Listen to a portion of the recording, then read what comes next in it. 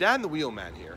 You might not be able to tell with these gray skies above me and that raindrop you might have just seen land on my jacket, but it is the first week in July, which means it is Canada's birthday week, so I'm dressed in full Team Canada garb for the occasion with the Vancouver Canadians hat as a topper. Hopefully the vehicle you're going to see me drive today will help buoy your and my spirits on this dreary day in July. It is a crossover, but one with 3 letters in its model name that make all the difference in the world. This fat-tired, pugnacious little ditty is the 2020 Mercedes-Benz AMG GLC 43 crossover. It's the 5-door wagon as opposed to the 4-door coupe version. It's got a twin-turbo V6, 9-speed twin-clutch automatic transmission, and all-wheel drive. We're going to see how it handles itself on the mountain roads outside of Vancouver, British Columbia.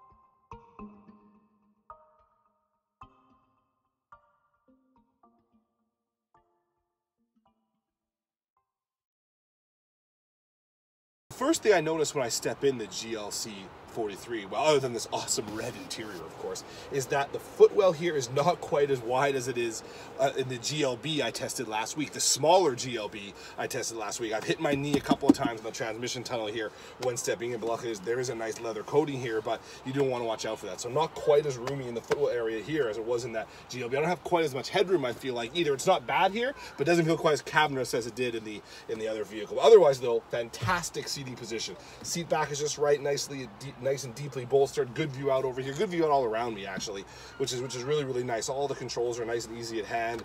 I've got cup holders here, plus the wireless charging. Quite a deep, surprisingly deep storage bin too. So really, really nice. Nice seating position overall. Just be careful when stepping inside. Kind of a similar story in the back as it is in the front, in that doesn't feel quite as roomy back here in the larger GLC than it does in the GLB.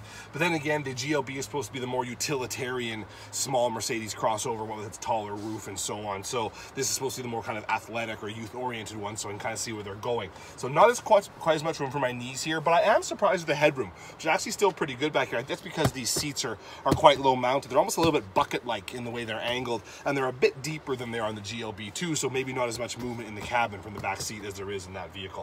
And good features back here. You've got the armrest, the cup holders, plus some storage. I've got tweeters back here. I don't have heated seats, so that is an option. I have vents back here, although I don't control my own climate control as it is a dual zone system. I've got 2 USB ports of the USB-C variety, and of course I've got these fantastic red leather seats back here, which I loved so much. And then there's the folding of the back seat, which is important in vehicles like this, and it's done by, well, it's not done by anything in here. What you got to do is you got to go to the back, flip this toggle switch, and they fold down nice and flat, although it's kind of a pain. You have to go to the back of the, the rear hatch to do that. But what's good about these is, like the GLB, it's a 40-20-40 split, so you can still fit long items in here and not lose an entire back seat. Once you do get settled in the cockpit of the GLC 43, it's a very ensconcing cabin, and it is very cockpit-like indeed. And I love the detailing in here, the white on black stitching, an awesome red leather, the silver speaker grills and the Burmester audio, silver seat controls, this great wheel with the chunky rim, suede inserts and flat bottoms, so there's more room for your legs. Plus you've got these awesome kind of toggle wheels on here for your drive modes, which of course is very, very Porsche-like, but I guess imitation is the sincerest form of flattery, right, Mercedes? And the one on the left-hand side controls your suspension system as well as your auto on-off. And you've got the dual display setup too. The mini touchpad on the left-hand spoke controls your gauge cluster. The mini touchpad on the right-hand spoke controls your main infotainment display. You can choose from different styles.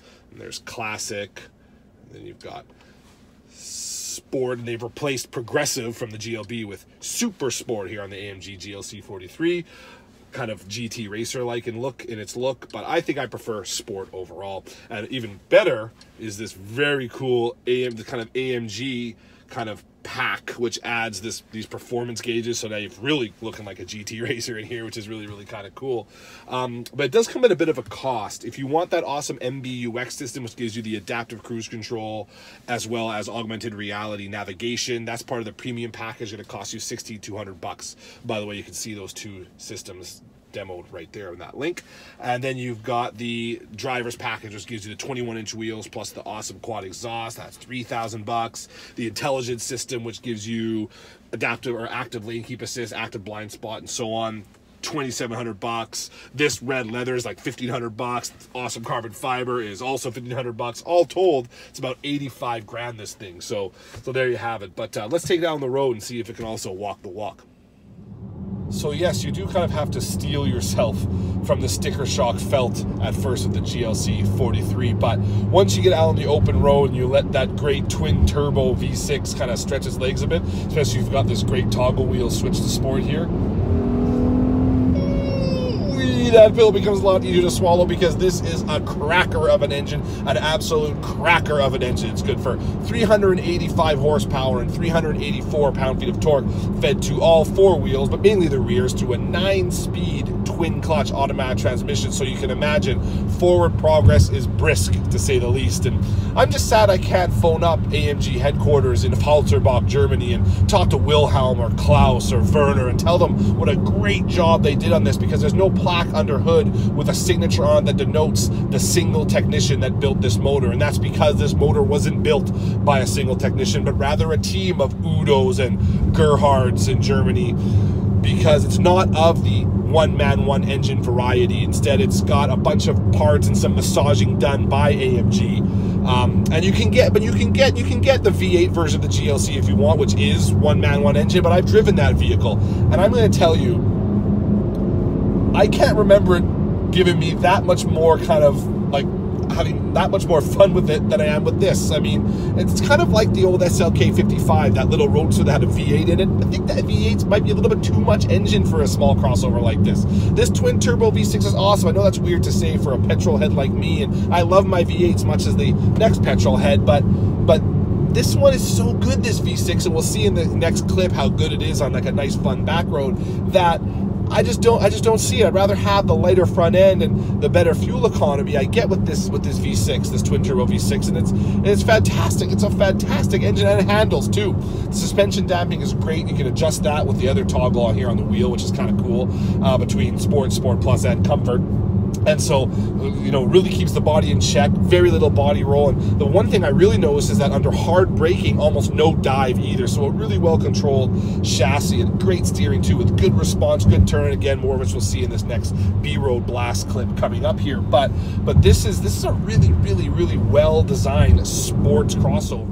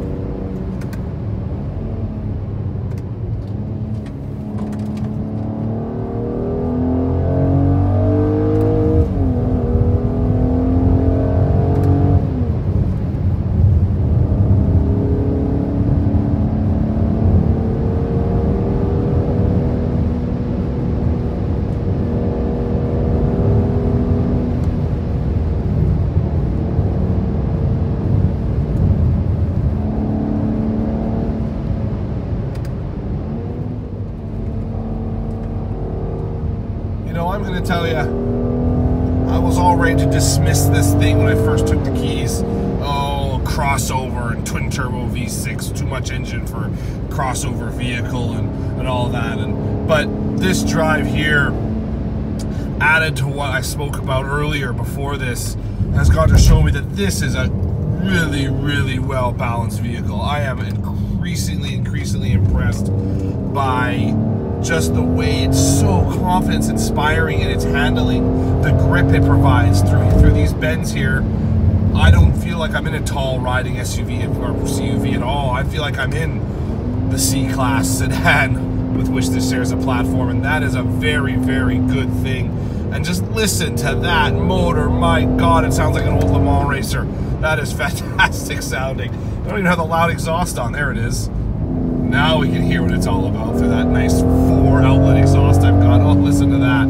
That is quite hyena-like, I must say. And the handling is absolutely brilliant, really. It's grippy. There's turn-in, very little body roll. It is a properly sorted chassis and powertrain in this GLC here. This is a lot of fun. I'm surprised by how fun this is, and now fortunately all good things must come to an end as we come on to traffic here. But this is really well done, this crossover. Really it is. This is a proper performance crossover worthy of the title. And of course, you've got the more pedestrian stuff too, like various, adaptive drive systems. You've got the lane keep assist, which is really nice. It's subtle. It's subtle in the way it kind of intervenes. It doesn't kind of yank the wheel in your hands, but kind of more gently nudges you back onto your lane and so on, which is all really nice. You've got the blind spot assist system, which doesn't let you cut people off because it can see them behind you. Road departure warning, which slows you down as you kind of near the edge of the road here. So lots of really good stuff there, and really well implemented too. But it's not all roses. Yes, it's got a fantastically handling chassis, but when you get into the city, it's quite a harsh ride, actually. Even with the damper set to comfort here, which you do by just pressing this button here or on your steering wheel, it's somewhat jarring in town over bumps. I wouldn't go so far as to say it's brittle, but it's very kind of, you feel the bumps for sure. And with a car that's worth 85 grand, I mean, there's ways to make your car handle without having to shake your fillings head over bumps as well. Maybe you change the bushings a little bit, or some damper settings, or some rebound settings. But this one's a little harsh in the city, so you want to keep that in mind when you're considering. Also, not to mention, I've got the biggest wheels you can get. I think these 21 inches are the biggest wheels you can get on the GLC 43, and it's also got those very low profile tires for sports, kind of summer performance tires, which are rock hard. So that all plays into having a slightly rougher ride. Really does need to learn to mind its manners though around town, this GLC 43. In addition to that slightly rough ride, it's getting a smooth, kind of relaxed start from go. Takes some skill as well, takes some focus and concentration. It has a very responsive throttle, even in comfort mode. And even if you don't have the loud exhaust on,